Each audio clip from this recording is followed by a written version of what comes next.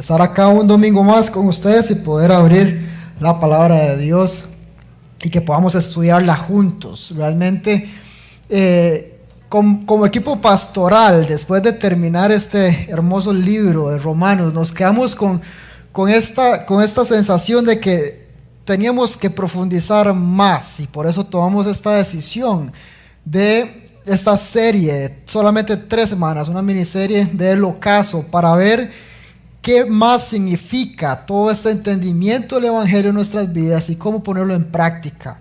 Kevin inició la serie hablándonos justamente de ese servicio que nace como una respuesta al amor de Dios, a la justificación de Dios y al entendimiento que Él nos ha salvado para algo más que simplemente ser salvos. Él nos ha llamado para ser sus hijos, para ser esta luz del mundo, para llevar las buenas noticias del Evangelio a todas las naciones. Él nos ha salvado para ser santos, que es lo que hemos visto, lo que vamos a ver hoy.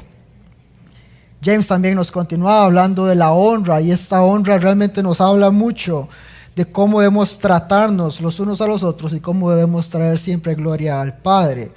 Y Romanos tiene una sección bien interesante que es bien importante, porque Pablo lo que hace es generar argumentos basados en las posibles objeciones que tenga la gente con lo que él está hablando. Para ponerlo en español, cuando Pablo está hablando de justificación únicamente por gracia, él introduce el capítulo 6 diciendo, entonces, ¿qué? ¿Pecaremos para que sobreabunde la gracia? Y ahí mismo dice, de ninguna manera.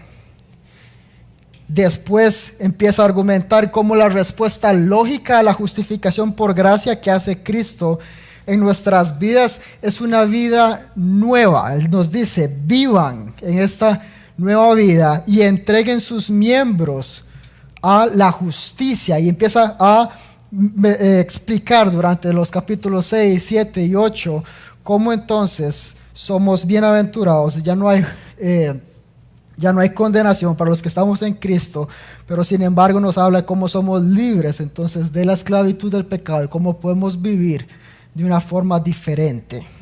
Esto, en otras palabras, es justamente santidad.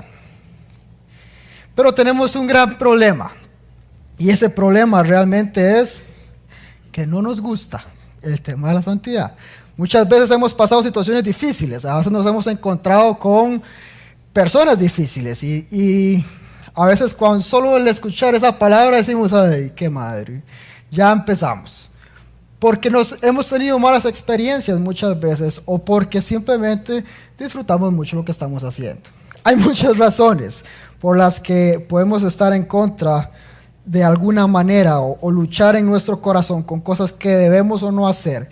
Sin embargo, hoy lo que me gustaría es que podamos entender de dónde viene esta santidad y por qué debemos ser santos. ¿Cuál es la bendición de ser santos? De que Dios nos creó y nos salvó para hacernos santos, y esta es una bendición porque es la única manera en la que podemos tener comunión con Dios. Dios nos creó para tener comunión con Dios, y la forma en la que lo hace es santificándonos y llevándonos en un proceso de santificación hasta el momento en el que seamos glorificados en Cristo frente a frente. Nuestra previa justificación, nuestra continua santificación y futura glorificación son medios de gracia para alcanzar una verdadera comunión con Dios, con el verdadero, con el único, con el santo, santo, santo. Primero aquí en la tierra y después cuando estemos con Él en la eternidad. ¿Qué les parece si oramos? Señor, gracias por esta mañana que nos permites abrir tu palabra y estudiar una vez más la sabiduría que has puesto en ella para guiarnos, para entender la maravilla de lo que has hecho por nosotros, cómo nos has sacado de las tinieblas a tu luz admirable para contarle a las naciones lo que has hecho por nosotros. Gracias porque sos increíble, porque aun cuando éramos pecadores, viniste a morir en la cruz por nosotros para pagar el precio de nuestro pecado y poder restaurar esa relación con nosotros.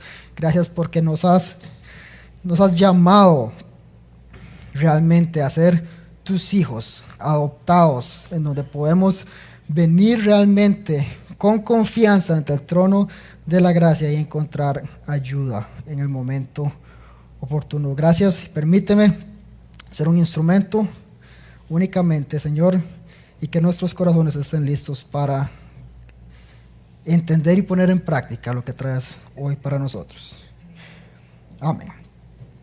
Ahora, como les mencionaba, la enseñanza de hoy, hemos visto entonces la bendición del servicio, la bendición de honrar, y hoy vamos a ver la bendición de la santidad. Primero me gustaría iniciar por la bendición entonces de tener a un Dios santo, la bendición de que Dios sea santo.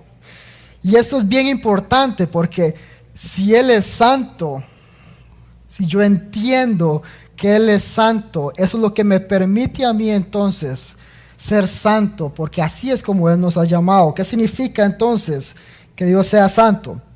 Vamos a Isaías 6:3. Esta es una imagen bien interesante, porque está Isaías y tiene esta visión en donde se encuentra frente a frente al trono y están los serafines diciendo esto: Santo, santo, santo es el Señor de los ejércitos, llena está la tierra de su gloria. Ahora, si vemos que ahí se repite 3 veces santo, eso es bien interesante. En la Biblia pocas veces ocurre ese tipo de repetición, y es que ellos no tenían tal vez los mismos marcadores para subrayarlo ahí como lo hacemos ahora, sino que esa es una forma gramatical de resaltar lo que está pasando, lo que están diciendo. Y Jesús lo usaba varias veces. Acuérdense tal vez en Juan, cuando Él decía: de cierto os digo. Esta repetición lo que está diciendo es: escúchenme, porque lo que voy a hacer, lo que voy a decir es importante. También en Apocalipsis vemos de nuevo esta repetición, cómo el Señor utiliza repetición para darle énfasis a lo que está diciendo. En Salmos vemos repeticiones constantes para exaltar el concepto de lo que se está exponiendo. Entonces, en este caso, cuando vemos este santo, santo, santo, es importante porque solo este atributo de Dios se repite 3 veces. En ningún otro lugar de la Biblia vemos un atributo de Dios que se repita 3 veces. No vamos a encontrar que diga Dios es amor, amor, amor, ni vamos a encontrar que Dios es misericordioso, misericordioso, misericordioso. Eso no va a pasar, eso no sucede. Ese es un atributo que la Biblia resalta con gran importancia, porque este atributo afecta todo el resto.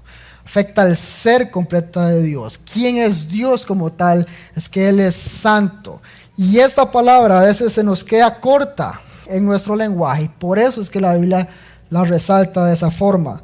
La santidad de Dios es la mejor distinción que podemos ver de que Él es el creador y que nosotros somos la criatura. Santo significa que Él está apartado. Y esa separación se da justamente por el pecado que hay en todos nosotros. Y es interesantísimo porque también nos habla de la pureza que tiene Dios en sí mismo.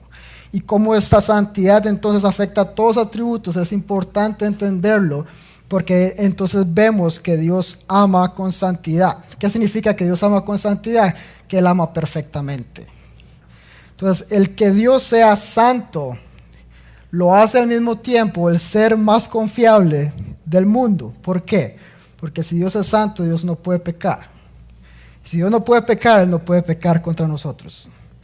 Y eso, solamente eso, hace que Él sea confiable, porque Él no va a actuar mal contra nosotros. Él no va a negar sus promesas. Él no va a ir en contra de lo que ya Él ha dicho. Él no va a ir en contra de quién es Él, porque Él es santo. Él es perfecto en todo lo que hace.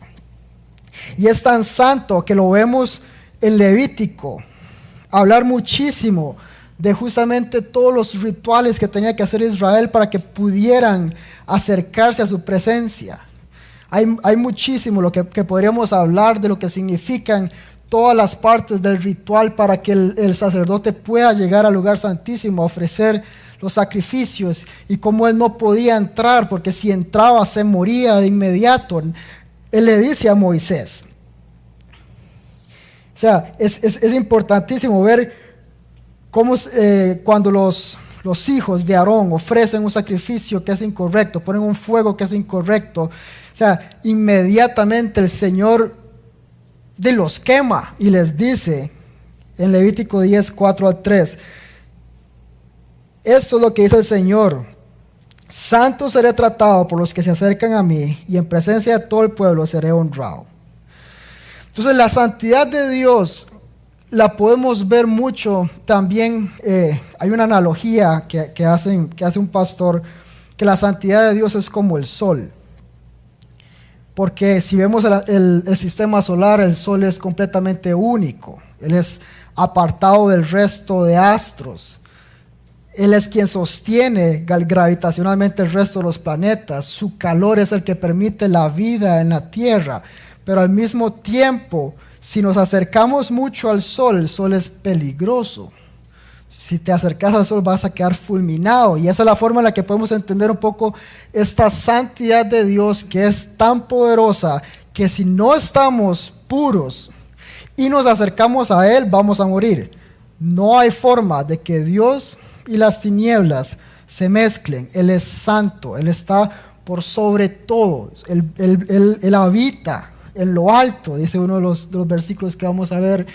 Pero es interesante, porque este mismo Dios santo es quien decidió en su misma santidad acercarse a nosotros. Cuando vemos algunos ejemplos de personas que se han acercado a Dios, podemos hablar del mismo Isaías. Después de que los serafines están cantando esto, él dice: ay de mí, porque estoy perdido. Soy un hombre de labios impuros, en medio de un pueblo de labios impuros, y mis ojos han visto a Dios. La reacción natural de las personas que se han enfrentado al Señor o que han visto al Señor, entendiendo la condición que tienen, es de admiración, pero también es de miedo. Él tiene miedo, Isaías tiene miedo de morir porque está frente al santo. Y a veces no entendemos este concepto tan importante de la santidad de Dios. Lo vemos tal vez a una escala un poco menor con Pedro. Cuando Pedro es llamado es bien interesante porque él está pescando. Toda la noche estuvo pescando y no consiguió nada. Llega Jesús y le dice, ya en la mañana, cuando normalmente ellos recogen las redes, y le dice: tira las redes. Señor, he estado pescando toda la noche. Y digo, usted es básicamente un maestro, usted no sabe nada de pesca, pero lo voy a hacer. Tira las redes. Cuando saca y él ve el resultado de obedecer a Cristo, él lo que dice inmediatamente es: aléjate de mí, porque soy un pecador. Este es Pedro. Y Isaías, entendiendo que están en ese preciso momento frente al santo, santo, santo. Y ellos mismos son los que nos describen más adelante. Por ejemplo, en Isaías 57:15 nos dice: porque así dice el alto y sublime, que vive para siempre, cuyo nombre es santo. Yo habito en lo alto y santo, y también, ojo esa parte, y también con el contrito y humilde de espíritu, para vivificar el espíritu de los humildes y vivificar el corazón de los contritos. Pues como les decía, tenemos una bendición de que Dios sea santo, porque eso lo hace a Él confiable. Eso es una característica de su ser, de que Él es Dios. Si Él no fuera santo, Él no sería Dios, no sería confiable, no sería digno ni siquiera de adoración, pero Él es santo. Y este santo es quien ha decidido habitar en el corazón de los contritos y de los humildes de espíritu. Este Dios también nos invita a nosotros, siendo adoptados, entonces a ser santos. 1 Pedro 1, 14, 16, como hijos obedientes, y ojo esta parte, como hijos, ya le está dando por hecho que somos hijos. Entonces, primero que nada, si usted no conoce a Cristo, hoy es el día. Porque nada de lo que viene aplica realmente si usted no ha conocido realmente a Cristo primero.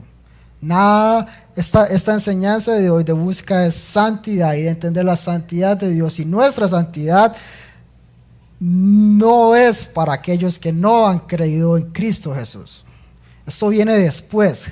Cristo primero nos justifica, nos salva, nos declara santos y justos delante del Padre y nos sella con el Espíritu Santo para que a partir de ahí empecemos un camino de santificación hasta que lleguemos a estar frente a Él en gloria.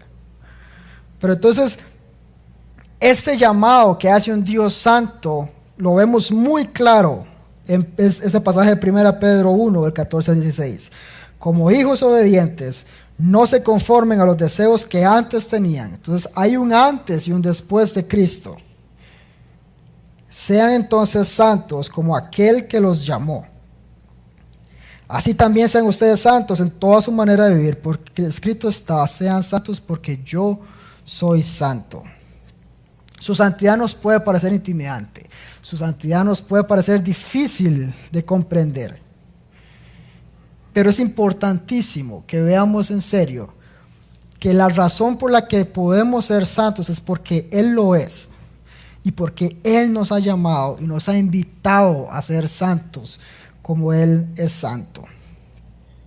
Ahora, vamos a la siguiente parte. Ya entendiendo que Dios es santo, veamos entonces un poco de la bendición de ser santos. Porque Pablo en sus cartas es bien interesante, porque él llama a los receptores de sus cartas santos, a los santos en Tesalónica, a los santos en Roma, a los santos en Éfeso, a los santos. Y cuando pensamos a veces en las palabras santos, si usted viene de un trasfondo tal vez un poco más católico, uno se imagina ya personas muy específicas.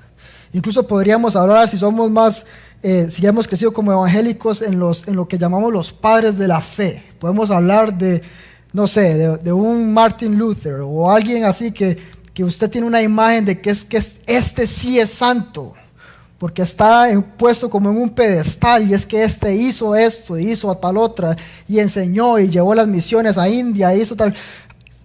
Mil cosas, y podemos pensar en que la santidad solo está reservada a este grupo, a esta élite espiritual, pero Pablo lo que dice es a los que están ahí, a todos, hombres y mujeres corrientes, comunes y corrientes, que están ahí buscando simplemente a Cristo.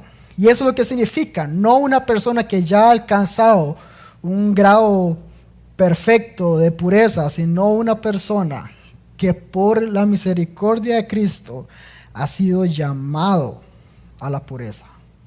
No que ya lo hemos conseguido ya, dice Pablo, pero prosigo en la carrera para alcanzar entonces la meta. Entonces, es importante en la bendición de ser santos, es importante recordar y reconocer que entonces este es un llamado que hace Dios para nosotros. No significa que ya lo logramos, sino que estamos en ese proceso. Ahora, parte importantísima. Y aquí voy a hacer una pausa importante, porque me encantaría que esto quede muy, muy claro. Y la pregunta es, ¿por qué pecamos? Si ya fuimos justificados, si ya somos libres de la esclavitud del pecado, si ya tenemos al Espíritu Santo dentro de nosotros, ¿qué es lo que pasa en nosotros? Y hay muchas razones. Al final podríamos tratar de pensar solo en algunas, pero lo que me interesa es que hoy usted personalmente pueda hacer una introspección y analizar cómo está su corazón. Principalmente pecamos porque tenemos un mal concepto de Dios. Y creo que ese es el énfasis que le quiero dar a esta sección. Cuando pecamos tenemos alguna idea, algún concepto en nuestra mente, internalizado en nuestro corazón, que es contrario a Dios mismo, que es contrario a lo que Dios ha dicho en su palabra. Entonces, para que lo entendamos un poco mejor, tratemos de dar algunos ejemplos. Y va a ser interesante este proceso. Pensemos en el matrimonio. Ese es uno de los ejemplos que quiero que tomemos en cuenta porque es la institución que Dios ha puesto en la sociedad para dar a conocer su amor por la iglesia, para que nosotros como familias formadas en Dios podamos representar a Cristo en medio de la sociedad, y es uno de los conceptos que la sociedad más ha atacado. Y aún dentro de la iglesia lo hemos minimizado. El concepto del matrimonio, aún en medio de los cristianos, lo hemos traído abajo. Y eso ha causado entonces que veamos consecuencias en medio de la sociedad. Es importante. Yo sé que aquí todos tenemos algún familiar, algún amigo, alguien cercano que se ha divorciado. Y es importantísimo que entendamos que el ejemplo que veamos en las personas no implica que ese sea el diseño de Dios. Y aquí lo que quiero es que podamos entender que debemos aprender a creerle a Cristo, a creerle a Dios mismo en lo que Él ha diseñado en su palabra, de qué significa el matrimonio, para que nosotros como cristianos podamos ponerlo en práctica en nuestras vidas. El ejemplo de la otra persona, el ejemplo que tal vez dieron nuestros padres, el ejemplo que vemos en mi relación pasada, eso no determina qué significa el matrimonio. ¿Qué significa el matrimonio? Lo determina Cristo en su palabra.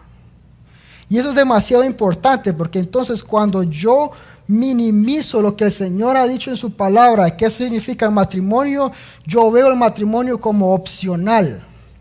Yo veo el matrimonio como una fiesta. Yo veo el matrimonio simplemente como algo bonito que debe darme algo de alegría y de satisfacción a mí, cuando en realidad el matrimonio se trata de que representemos a Dios, su pacto con la iglesia, este pacto eterno que Él ha decidido tomar, y en donde el hombre entonces represente a Cristo y ama sacrificialmente a su esposa y la cuida y la santifica, como nos habla Efesios 5. En donde la mujer se somete a su marido, donde lo apoya, donde están caminando con unos con otros y van buscando la estatura de Cristo en medio de su matrimonio, donde el matrimonio es un proceso de santificación para ambas personas, en donde el divorcio no es una opción,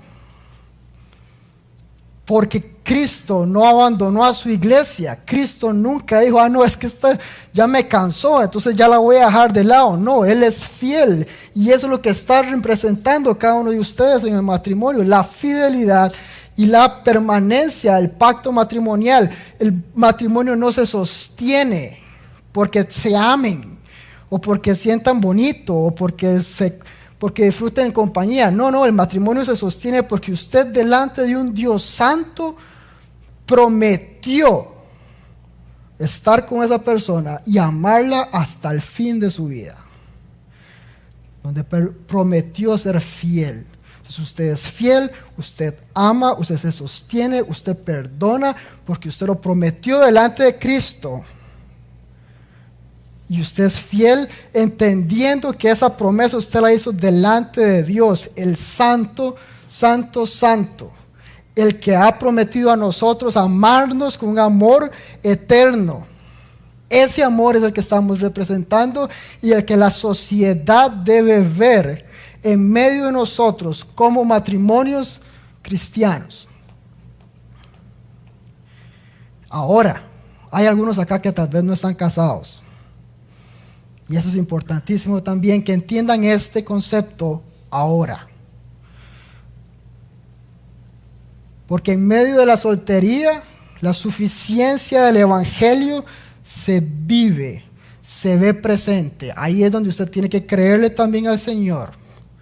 Ya hablé a los matrimonios que deben creerle en el diseño de Dios, creerle a Dios, que Él es quien guía, que Él es quien restaura, Pero los solteros también deben aprender a poder ver la suficiencia de Cristo en medio de su soltería.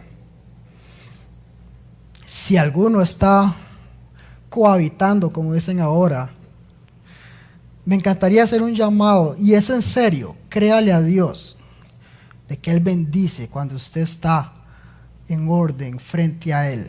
Si ya usted está con una persona, nada cuesta venir delante de Dios, junto con unos testigos, y decirle al Señor: yo me comprometo, de acuerdo a tu palabra, a amar. Prueben al Señor que Él es fiel, que Él es bueno, que Él va a bendecir cuando estamos entonces en orden. A los solteros, como les decía, créanle al Señor que Él es suficiente. Aproveche que es mejor estar, y créanle al Señor que es mejor estar soltero, sirviéndole a Él, buscándole a Él, entendiendo que te ha dado una bendición en conocerlo y en servirle, mucho más que cualquier casado podría hacer. Porque estar casado es una bendición, pero eso implica también que en el momento que yo me casé, mi primer ministerio es mi esposa. Si usted está soltero, aproveche el tiempo, porque usted no sabe cuánto tiempo va a estar soltero.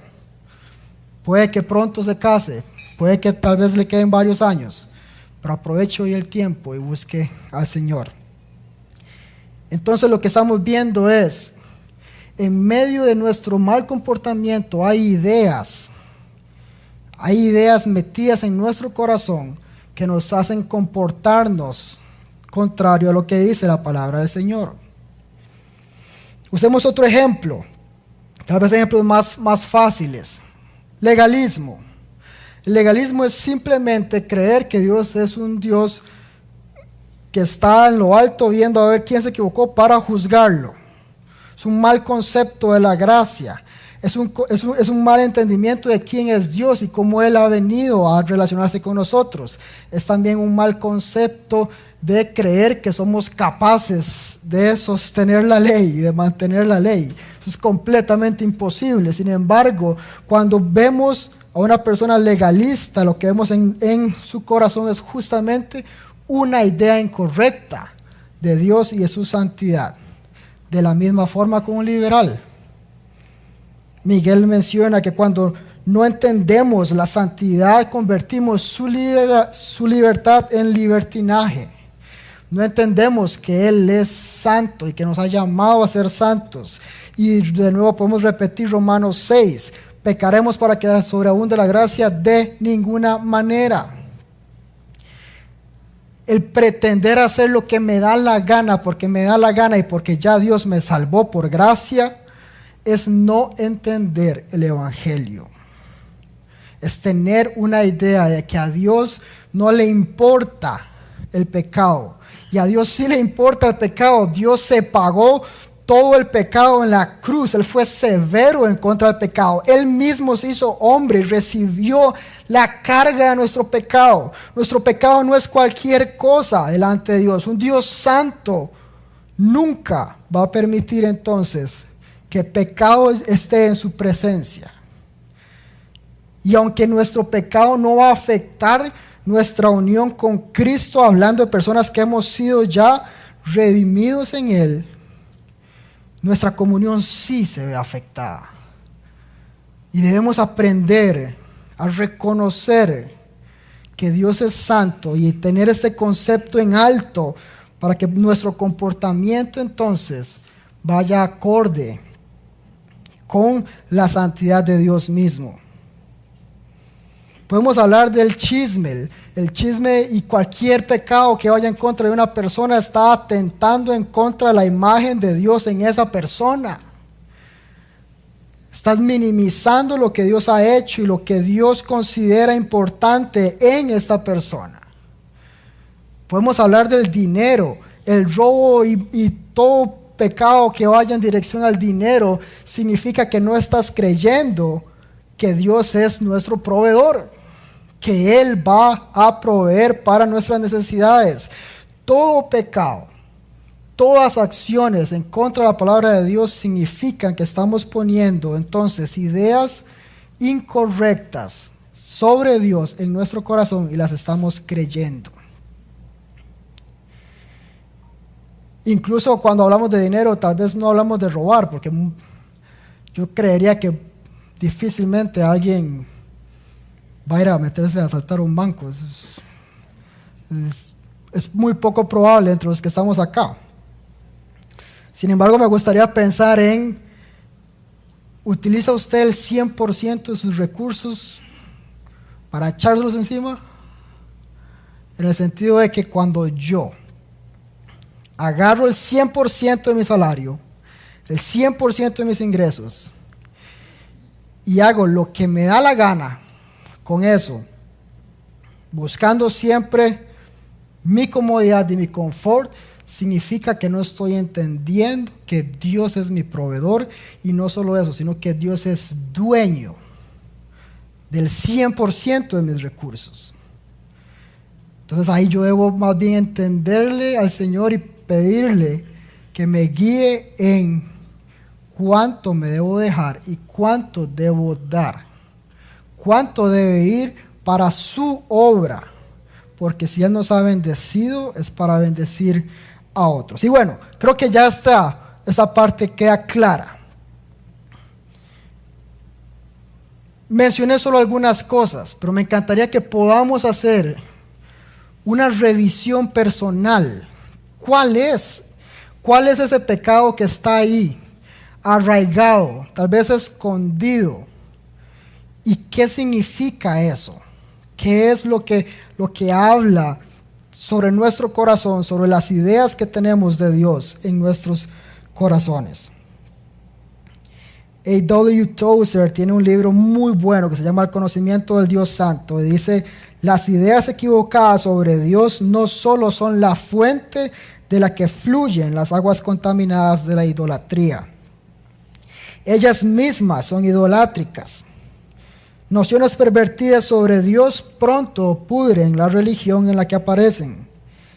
La larga historia de Israel nos muestra esto con suficiente claridad, y la historia de la iglesia lo confirma.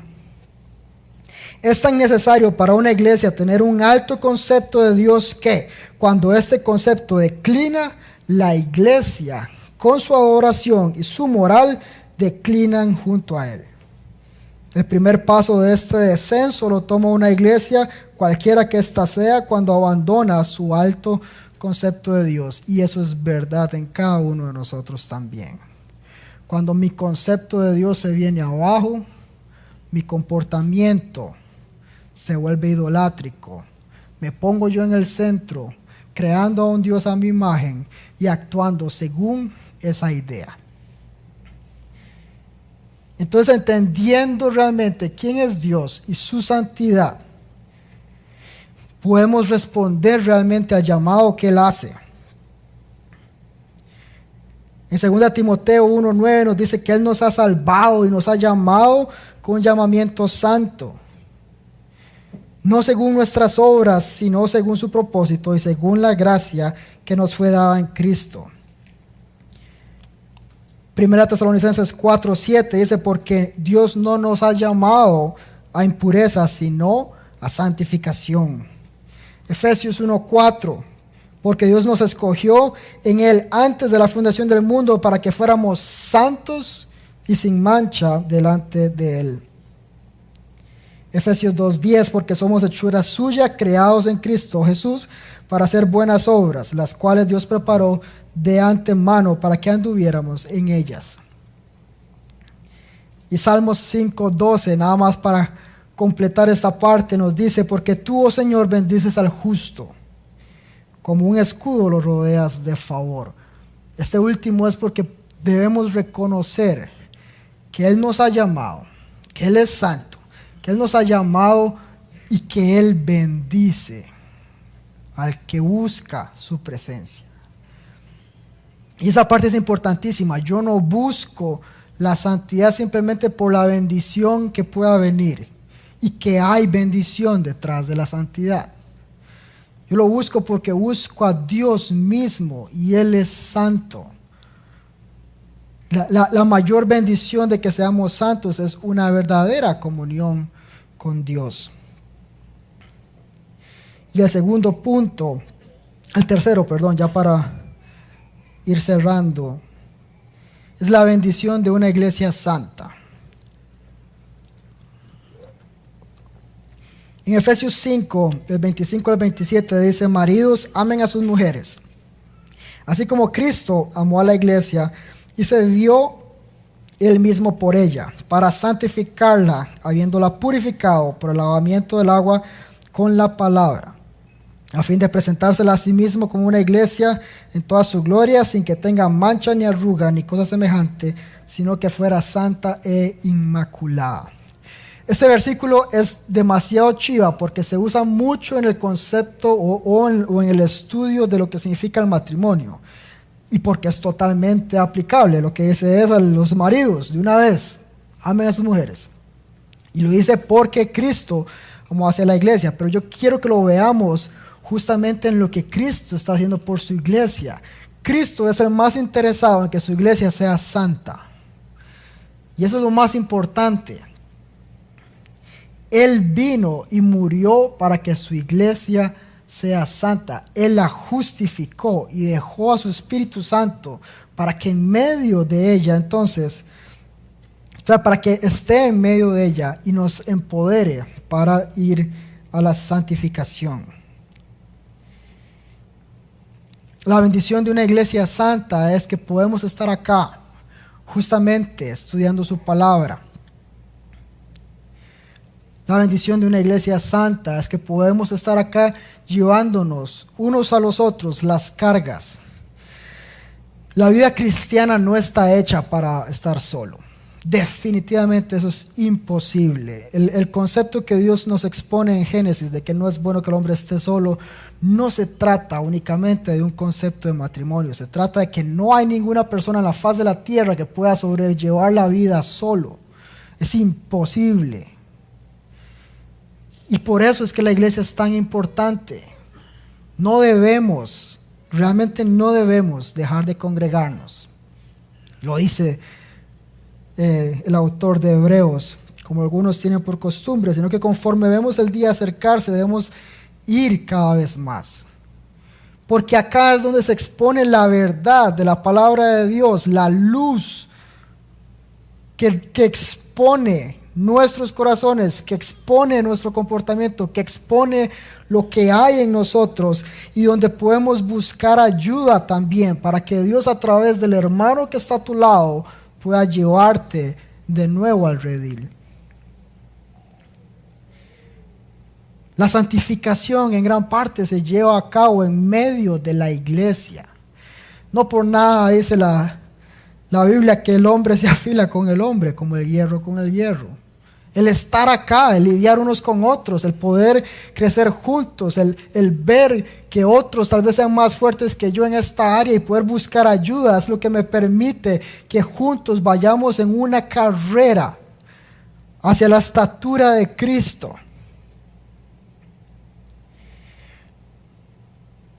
Y la iglesia es realmente ahora el templo de Dios, que ha sido encomendado para llevar el mensaje de las buenas noticias a todo el mundo.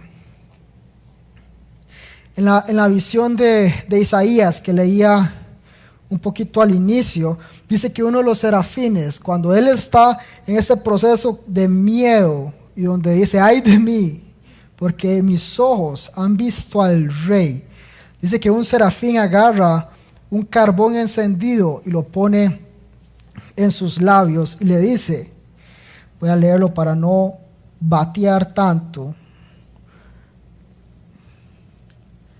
Vamos a ver. Aquí está. Ha tocado tus labios, esto ha tocado tus labios y es quitada tu iniquidad y perdonado tu pecado. Eso es bien interesante. ¿Cómo es posible en tiempos de Isaías que este carbón simplemente... ¿Qué representa este carbón? ¿Por qué él se le dice a Isaías que su pecado le ha sido perdonado y su iniquidad le ha sido quitada? Y es que esta es una imagen de las tantas que vemos en el Antiguo Testamento de lo que va a venir a hacer Cristo en nosotros y cómo Él viene a purificarnos. Porque de hecho si lo vemos a la luz del Antiguo Testamento, Dios le instruye al pueblo a mantenerse puro de una forma ritual. Entonces les dice que se alejen de todo lo que está muerto, que se alejen de la sangre, que se alejen de los que están enfermos, que se alejen de muchas cosas, para que en el momento en el que se puedan acercar a Él, estén limpios o puros ritualmente hablando.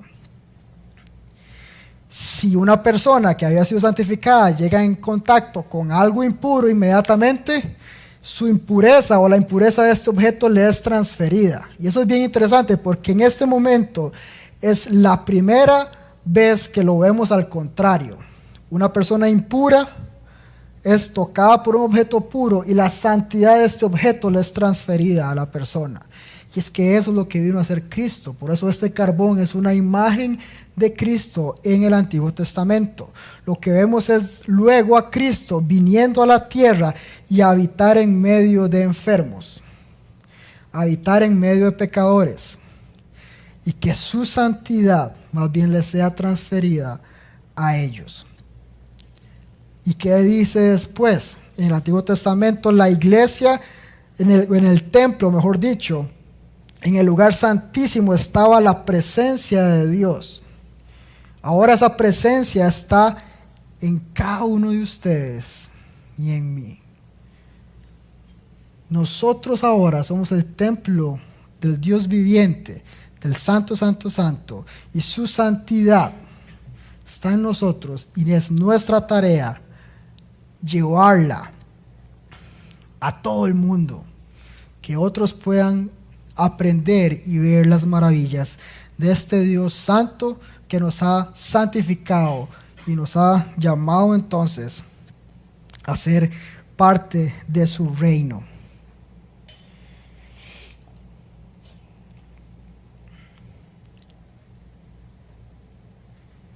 La santidad realmente es una respuesta, es la respuesta lógica a todo lo que el Señor ha hecho por nosotros. La santidad es posible en el entendimiento de que no somos perfectos y no lo vamos a hacer en esta tierra. Sin embargo, Él nos ha santificado y Él lleva entonces en nosotros, Dios mismo, un proceso de santidad. Entendiendo el concepto de quién es Dios, podemos venir cada día, como lo dice Romanos 12, y presentar nuestros cuerpos como sacrificios vivos, entendiendo que esta es nuestra alabanza. Y entendiendo también que Dios ha venido a habitar con nosotros. Voy a pedirle a los chicos de alabanza si pueden pasar.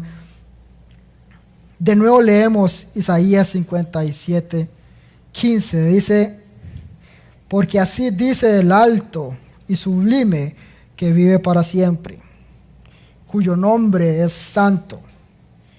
Yo habito en lo alto y santo, y también con el contrito y humilde espíritu, para vivificar el espíritu de los humildes y para vivificar el corazón de los contritos. Vimos entonces la bendición de que Dios sea santo, que Él es, eso lo hace Dios mismo, que su amor es santo, su bondad es santa, todo en Él es perfecto y eso lo hace también confiable, sobre todo porque Él ha decidido acercarse, Él dio este primer paso. Hemos visto cómo nuestras ideas incorrectas sobre quién es Dios es lo que realmente causa, entre muchas cosas, nuestras acciones contrarias a la voluntad de Dios. Pero también vemos que podemos estar en una comunidad que busca al Señor, que ha sido llamada a ser santa, que Dios mismo es el más interesado en que su iglesia sea santa. Pero también tenemos más esperanza. Dios vino y habitó en el humilde de espíritu y en el contrito de corazón. No estamos solos. En medio de este llamado que Dios nos hace a la santidad, Él nos ha dado su Espíritu Santo para empoderarnos. Y Él lo hace de diferentes formas. Él expone nuestro pecado. Y tal vez lo acaba de hacer. Si usted está pensando en algo específico, Deje que el Señor siga hablando a su corazón y tome las decisiones que corresponden. Él ilumina entonces la palabra de Dios para que podamos entender su significado y las implicaciones que tiene la palabra de Dios en nuestra vida. Y remueve también el velo de nuestros ojos para que podamos ver la gloria de Cristo y que podamos entonces seguir su ejemplo.